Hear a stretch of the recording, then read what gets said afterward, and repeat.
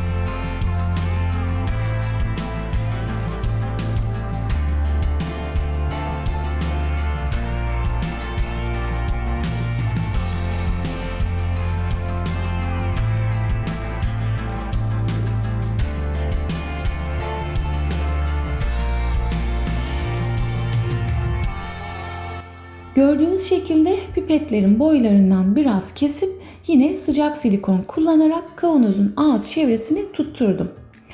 Bu arada pipet aralıklarını ve boylarını hesaplamadım. Hepsini göz kararı yaptım. Pipetleri tutturduktan sonra iç çamaşırı askısını gördüğünüz şekilde bu kez ikili satılan hızlı yapıştırıcılardan kullanarak yapıştırdım. Ve son olarak ağız etrafına siyah renk simli eva yapıştırdım. Bu kez pipetleri boyamadan bu şekilde kullandım. Neden boyamadığımı da videonun sonlarında pipetlerle ilgili deneyimimi paylaştığım kısımda anlattım.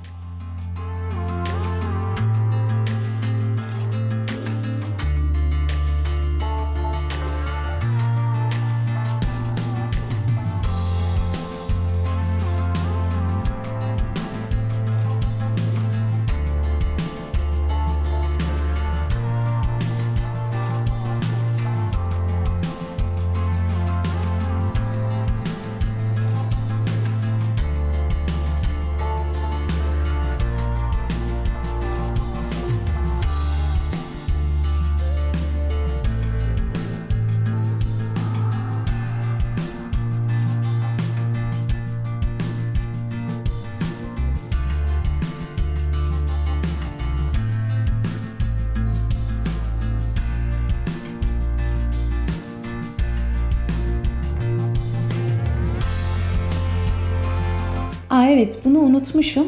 Yoğurt kabının sapından da yapmış olduğum fenere sap yaptım. Yine onu da aynı şekilde siyah renk sprey boyayla boyadım. Kavanoz ağır olduğu için sapını tutup bir yere asamayız tabii ama ben zaten bunu masa, konsol üzerinde veya balkonda yerde kullanım amaçlı yaptım.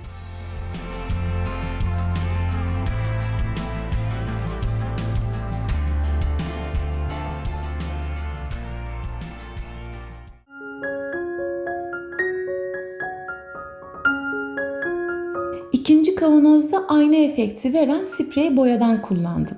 Ben ayna efektini yaparken bir kat boyayı sıkıp hemen saç kurutma makinesinin ılık ayarında kuruturum.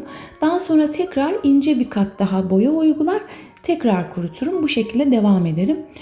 Bu şekilde kurutarak yapıldığında bence daha güzel sonuç alınıyor.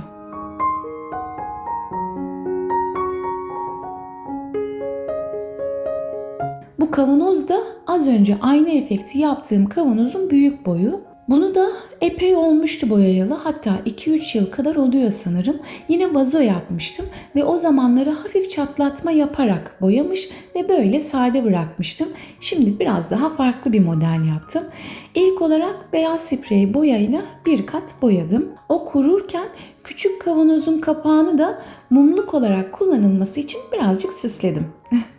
Şeffaf tutkalı gördüğünüz şekilde sürüp kurumadan hemen üzerine dekoratif kırma camlardan döktüm ve kendi halinde kurumaya bıraktım.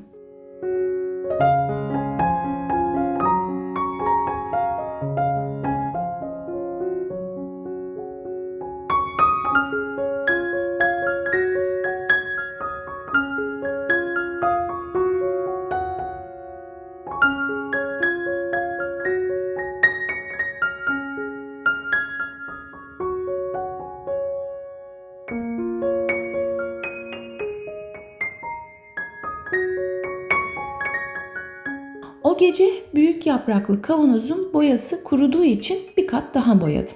Ve ertesi günü kavanozdaki yaprakların etrafına maskeleme bandı yapıştırıp gördüğünüz şekilde sadece yaprakları krom renk sprey boya ile boyadım.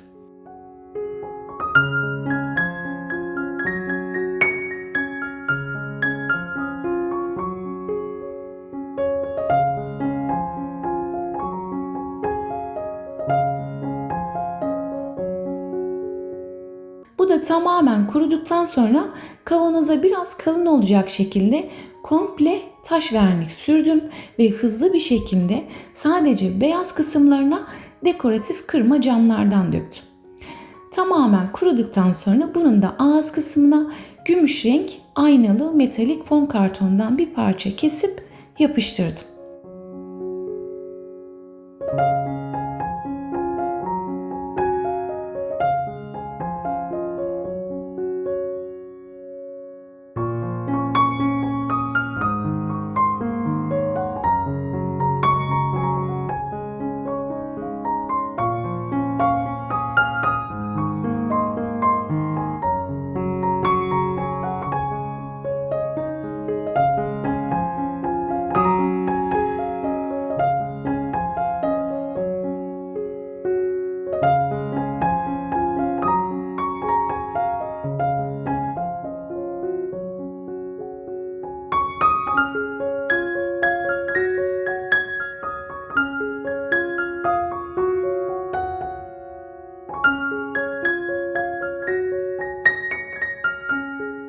Şimdiye kadar birçok kez şeffaf cam üzerinde ve gümüş yüzey üzerinde bu kırma camları kullanmıştım.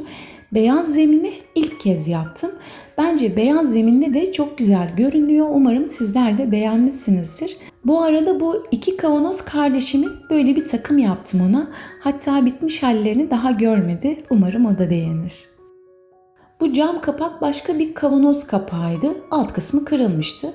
Ben de bunu yine dekoratif amaçlı kullanmak için damla model kristal taşlarla süsledim. Bu arada bu kristal taşlar orijinal kristal taş değil. Nasıl desem süslemelerde kullanılan ve sanırım adı akrilik taş diye geçiyor. Ama dediğim gibi orijinal değil. Yani imitasyon. Kristal görünümü vermesi için alt kısmı boyalı.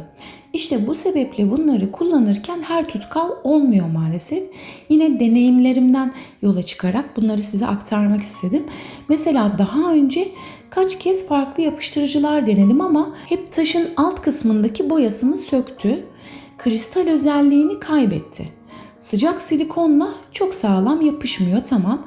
Sertçe tutup çekerseniz eğer taşı yapıştırdığınız yerden sökebiliyorsunuz. Ama bu sıcak silikon taşa zarar vermediği için el mecbur bunu kullanıyorum. Şimdiye kadar bu taşlarla denediğim yapıştırıcılar ikili hızlı yapıştırıcı ve birçok farklı markaya ait Japon yapıştırıcısı denedim. Hiçbirisinden de dediğim gibi memnun kalmadım.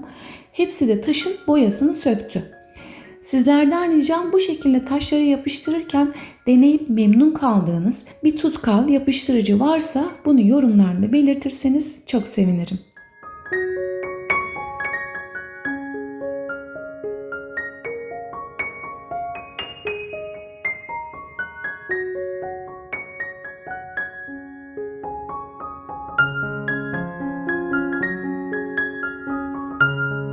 Videonun başında pipetlerle ilgili bir deneyimimden bahsedeceğimi söylemiştim. Ben kullandığım pipetleri bizim burada parti ve süsleme malzemeleri satılan bir dükkandan 5 TL'ye alıyordum.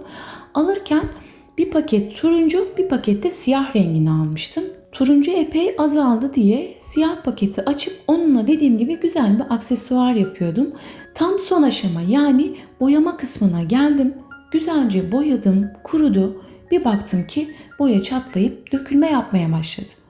Halbuki her zaman kullandığım sprey boyalar, boyada sorun yok. Olsa turuncu pipetlerde de aynı durumu yaşardım. Sonra fark ettim ki bu siyah pipetler farklı. Boy olarak aynı ama turuncu pipetlerden daha ince ve daha parlak bir yüzeyi var. Turuncu pipetlerin ise yüzeyi mat. Yani lafın kısası, eğer benim gibi siz de aksesuar yapımlarında pipet kullanmak isterseniz eğer bu ayrıntıya dikkat edin derim. Yüzeyi parlak olan pipetler boyayı tutmuyor. Özellikle kanalımda Leyla duvar aydınlatma apliği yapımı videomu paylaştıktan sonra çok fazla kişi videomu izleyip yaptı ve yapmaya da devam ediyor. O nedenle bu deneyimimi sizlerle paylaşmak istedim. Evet, bu videomuzun da sonuna geldik. İzlediğiniz için ve de kanalıma abone olup videolarıma beğeni ve değerli yorumlarınızla bana destek olduğunuz için çok teşekkür ederim. Bu arada bu videomu beğendiyseniz kanalıma ücretsiz abone olup evim için yaptığım mobilya yenileme, dekorasyon, geri dönüşüm, kendin yap projelerime ait videolarımı da kanalımdan izleyebilirsiniz. Hepimiz için sağlıklı, mutlu, mucizelerle dolu günler diliyorum. Aşk ile kalın.